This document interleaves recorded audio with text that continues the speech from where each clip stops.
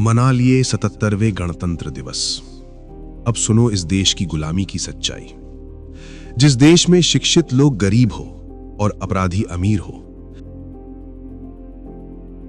जिस देश में शिक्षित लोग जेल में हो और आपराधिक लोग देश चला रहा हो,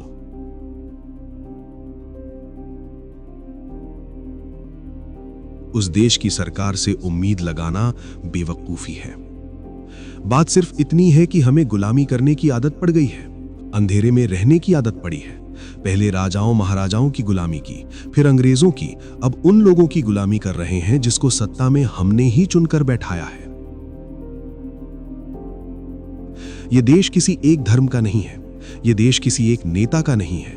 यह देश उन करोड़ों लोगों का है जो हर सुबह उम्मीद लेकर उठते हैं और हर रात सवालों के साथ सो जाते हैं। लेकिन आज सवाल पूछना गुनाह बन चुका है। आप सवाल पूछोगे, अगले दिन आप सलाखों के पीछे रहोगे। आज धर्म इंसान को जोड़ने के लिए नहीं, तोड़ने के लिए इस्तेमाल हो रहा है। कहां पर गए वो सारे हिंदू तुम लोग? क्या तुम्हारा खून पानी हो चुका है? यहाँ पर मुसलमानों के विधि विधान से पूजा पाठ हो रहे हैं। आप हिंदुओं का सांप्रदायिक दंगा मत फैलाइए। किसका कौन है मुस्लिम? क्या कर रहे हो आप? मंदिर के अंदर चलना कैसे लिख दिया? किसने लिख दिया? क्यों दिया? दंगा करवा रहे हो आप लोग? कहाँ से चल के आ जाते हो? ये लोग हिंदू नहीं है क्या? नहीं, ये लोग हिंदू नहीं है क्या? हमारे हिंदू नहीं है क्या? हम हिंदू नहीं हो। बिल्कुल नहीं। तुम बिल्कुल नहीं।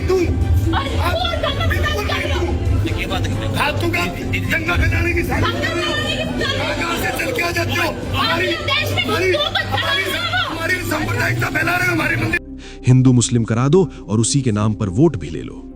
और कैसे ये लोग जो हिंदू मुस्लिम के नाम पर वोट दे आते हैं। इसलिए हर चुनाव से पहले एक डर पैदा किया जाता है, कभी मंदिर के नाम पर, कभी मस्जिद के नाम पर। भीड़ को बताया जाता है तुम्हारा दुश्मन सामने वाला धर्म है, जबकि सच्चाई ये है आम आदमी का असली दुश्मन उसकी गरीबी है, उसकी बेरोजगारी है, उसकी लाचारी है। ये कहानी हिंदू बनाम मुसलमान की नहीं है, ये कहानी है नेता बनाम जनता की। गंदी राजनीति वो नहीं होती जिसमें कीचड़ उछाला जाए।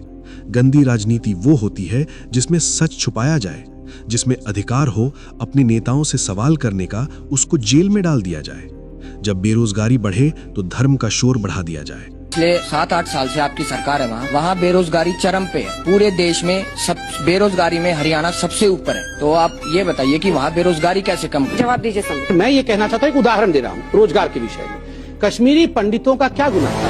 आप अरे भाई, रोजगार में कश्मीरी पंडित कहाँ से आ गए? क्यों नहीं? जब महंगाई मारे तो नफरत की रैली निकाली जाए।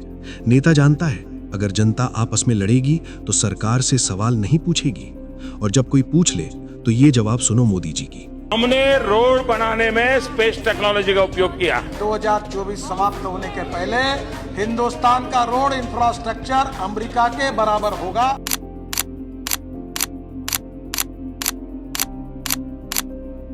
इस देश की लॉ एंड ऑर्डर इतनी गंदी है कि यहां आप करप्शन पर सवाल करोगे तो आप सलाखों के अंदर रहोगे। नेता से सवाल करना मतलब खुद के जान जोखिम में डालना।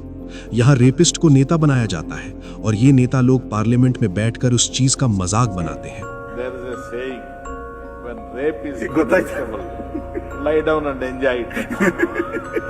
होना तो किसी के साथ नहीं चाहिए, लेकिन जिस दिन किसी नेता के बेटी का रेप होगा उस दिन देखेंगे कि कितना ये लोग मजाक उड़ाते हैं।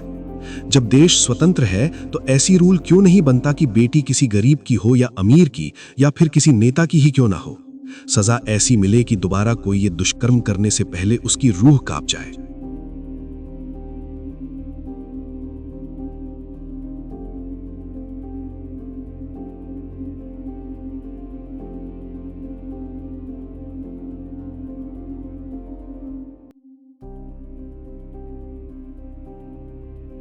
लेकिन रूल बना देंगे तो आधे से ज्यादा नेता उस फांसी के ऊपर लटक जाएंगे।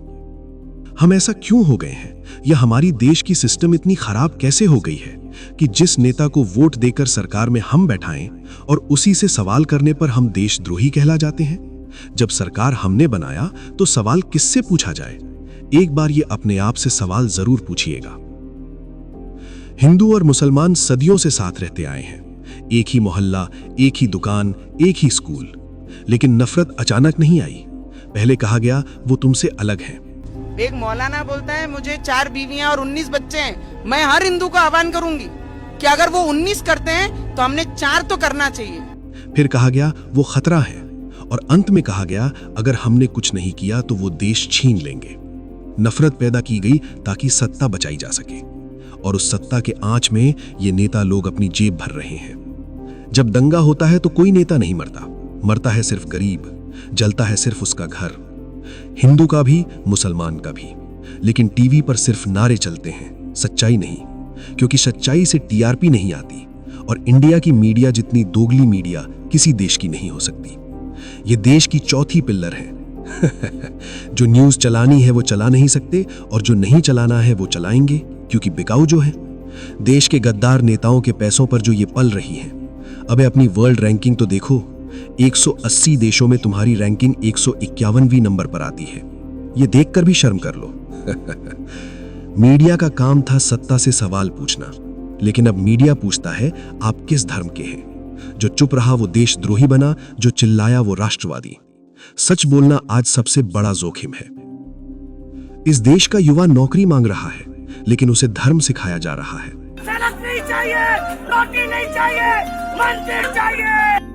नबी के आगे कोई कारोबार नहीं भाई, कोई जिंदगी नहीं, कोई कुछ नहीं, औलाद नहीं, बीवी नहीं, बच्चा नहीं, कुछ। क्योंकि पेट भरने से नेता नहीं जीतता, दिमाग भरने से जीतता है। रामू हिंदू है, सलीम मुसलमान है, दोनों मजदूर हैं, दोनों गरीब हैं, दोनों के बच्चे एक ही स्कूल में पढ़ते हैं, लेकिन नेता कहता है तुम दुश्मन हो, और आम आदमी नेता की बात मान लेता है। आज सबसे बड़ा हथियार बंदूक नहीं है, डर है। डर बोलने से रोकता है, डर सवाल दबा देता है, और चुप्पी नफरत को ताकत देती है। ये बातें किसी धर्म के खिलाफ नहीं है, ये बातें उस राजनीति के खिलाफ हैं जो धर्म का इस्तेमाल करती है। सवाल ये नहीं है कि तुम हिंदू हो या मुसलमान, सवाल ये है क्या तुम इंसान हो। अगर आज नहीं बोले तो कल जवाब देना पड़ेगा। अनपढ़ का झूठ बोलना समस्या नहीं है, समस्या ये है कि पढ़े लिखे लोग ताली बजा रहे हैं। गणतंत्र दिवस उस दिन मनाना जिस दिन रोड पर कोई लड़की बेखौफ होकर घूमे, उसे ये डर ना हो कि कोई उसका रेप कर देगा।